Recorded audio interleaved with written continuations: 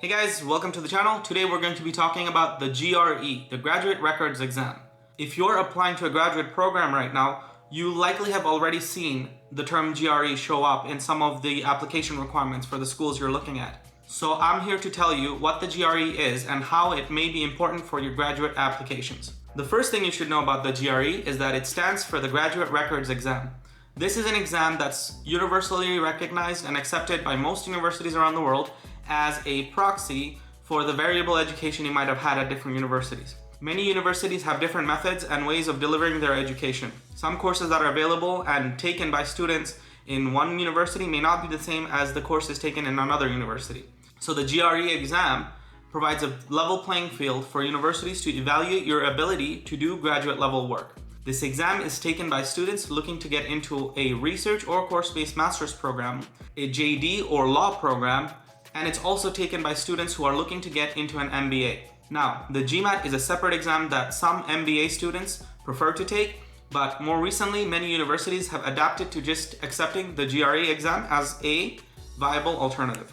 So, how is this GRE exam useful to you? Well, if you're applying to a graduate program, let's say in a different country, the GRE is another way for universities to evaluate your competence for graduate studies. Schools use your GRE scores alongside your GPA recommendation letters, projects, and essays you may have written to come to a decision about whether to accept you or not.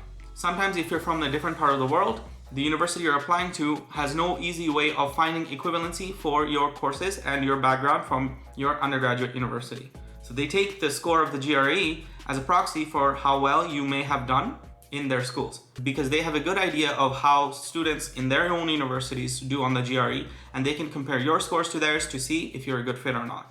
Also, they can use it as a common metric to compare all graduate students based around their competencies. One thing you should note about the GRE is that it's not a proxy for good grades or a good research paper or an overall good resume. It is what I often refer to as a filter. A good score on the GRE is not really going to help you all that much, but a bad score on the GRE is a warning sign for graduate programs. So what's on the GRE exam and how can you prepare for it? The GRE exam is comprised of 3 different sections. The first section is verbal reasoning. Verbal reasoning measures how well you are able to understand text and verbal information.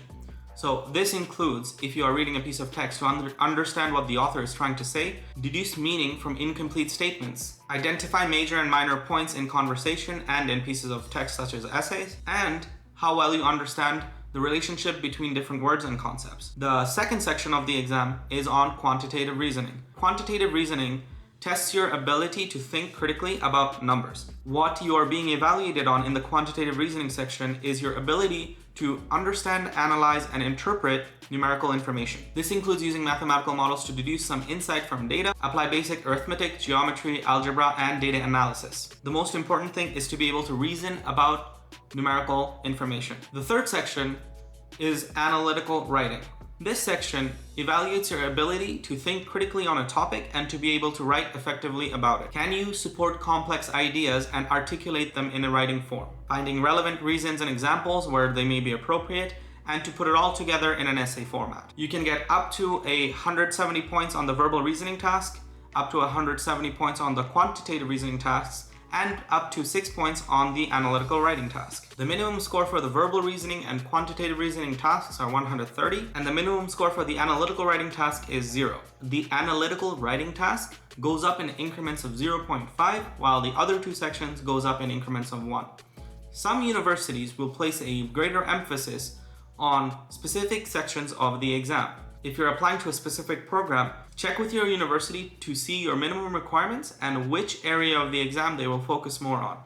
For example, if you're applying to a heavy quantitative field like computer science or mathematics, they will want to see your quantitative reasoning score far more than your verbal reasoning score. This can inform how you manage your time when you're preparing for the exam to make sure that you're focusing on the correct part of the exam so that you can get the best score for that section. For example, if you're in computer science, getting 165 on the quantitative reasoning section and 155 on the verbal reasoning section is better than getting 160 on both, since the quantitative reasoning section is weighed more for your graduate program. By the same token, if you're in the field of literature and you are dealing mostly with text-based analysis, then the verbal reasoning task is going to be far more important to you than the quantitative reasoning one.